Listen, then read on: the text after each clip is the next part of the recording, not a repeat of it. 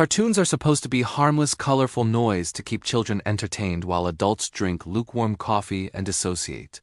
But what if I told you the most emotionally intelligent breakdowns of trauma, depression, and anxiety aren't in clinical journals?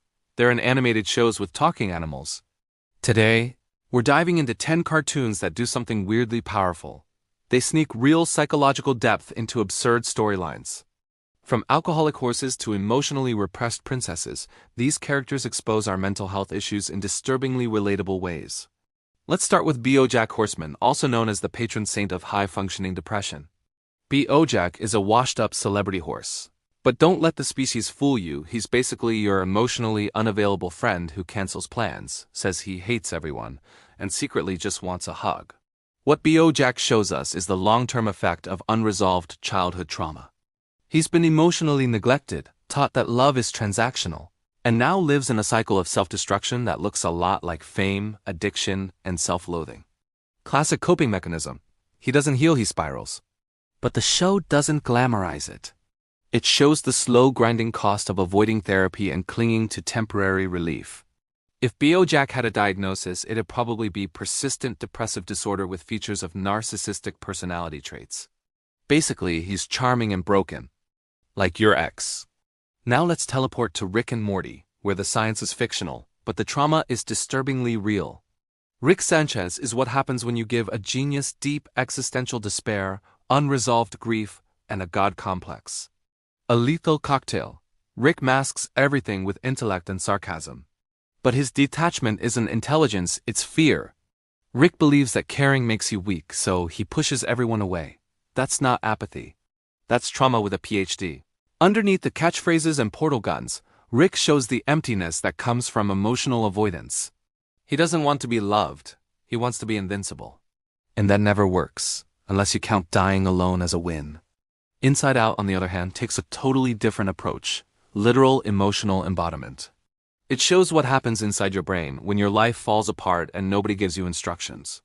Riley, the protagonist, moves to a new city, loses her friends, her routine, her safety. And inside her mind, her emotions are freaking out like a startup with no CEO. Joy takes over, sadness is sidelined. But the real message is, emotions need to work together. Suppressing sadness doesn't make you strong, it makes you unstable. The film nails the concept of emotional regulation and acceptance. In other words, Pixar gave us a better explanation of mental health than most universities, with candy-colored memory orbs. Now let's talk about SpongeBob SquarePants.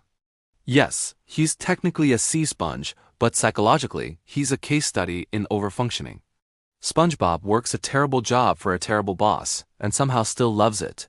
He's constantly cheerful, endlessly forgiving, and dangerously optimistic. That's not healthy, it's performative coping. Underneath the laughter is a character who might be using his job, his friends, and his hobbies to distract from a deep-rooted fear of inadequacy. He's not thriving. He's overcompensating.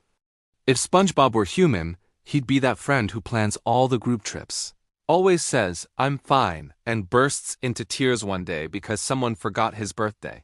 He's not annoying, he's emotionally exhausted. And then there's Elsa from Frozen. Cold powers, colder emotional development. Elsa is told from childhood that her emotions are dangerous, so she learns to suppress them. What could possibly go wrong? This is a textbook example of avoidant coping. Elsa isolates herself to feel safe, but the more she represses, the more unstable she becomes. She literally builds a frozen fortress to protect others from her feelings.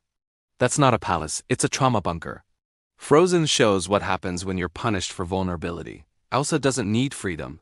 She needs therapy. And maybe a weighted blanket.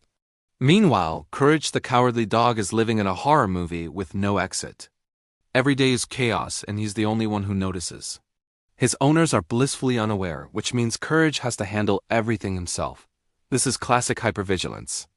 Courage is constantly scanning for threats, reacting to danger, and overfunctioning in a world that gaslights him.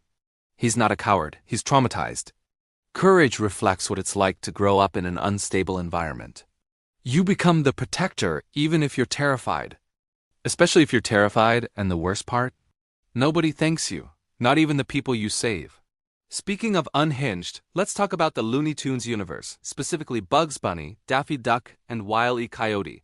On the surface, it's all slapstick.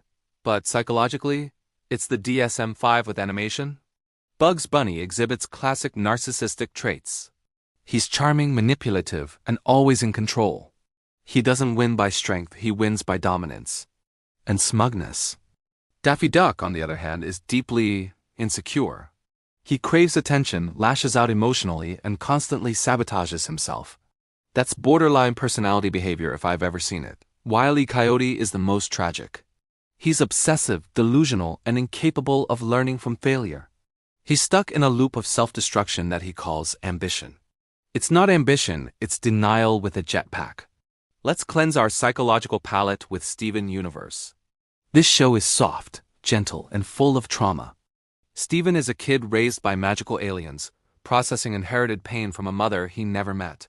Casual, he's kind, empathetic, and always helping others. But that's the issue. Steven is doing what so many emotionally burdened kids do. He becomes the caretaker, the fixer, the stable one. This is called emotional parentification. When a child feels responsible for managing the adults around them, it's not cute, it's exhausting. And eventually Steven breaks down. Because he's a kid. And kids aren't supposed to carry that weight. Now let's step into the chaos of Adventure Time. It's silly, surreal, and then it hits you with existential dread out of nowhere. Classic Cartoon Network. Finn is a boy raised in a post-apocalyptic world, trying to be a hero without knowing what that means. He's brave, but emotionally lost. He fights monsters because he doesn't know how to sit with himself. Marceline is an immortal vampire dealing with abandonment issues and generational trauma. The Ice King is literally suffering from dementia and grief. And somehow, it's all wrapped in candy kingdoms and fart jokes. Adventure Time is about emotional survival, how to keep growing in a world that makes no sense. It's weirdly therapeutic, in a what is life kind of way. So what do all these shows have in common? They're not just cartoons. They're mirrors. They reflect our fears, our coping mechanisms, and our quiet emotional meltdowns. And they do it with better soundtracks. These characters may be exaggerated, but their pain is familiar. Their dysfunctions are real. And their stories are, somehow, more honest than most adult dramas. Cartoons don't sugarcoat. They just put sugar on top of the pain. And if you look closely, you'll see that under the color and chaos is something deeply human. So next time you watch a cartoon and think, why does this feel too real? That's because it is.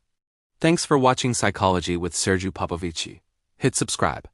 We'll keep ruining your childhood therapeutically.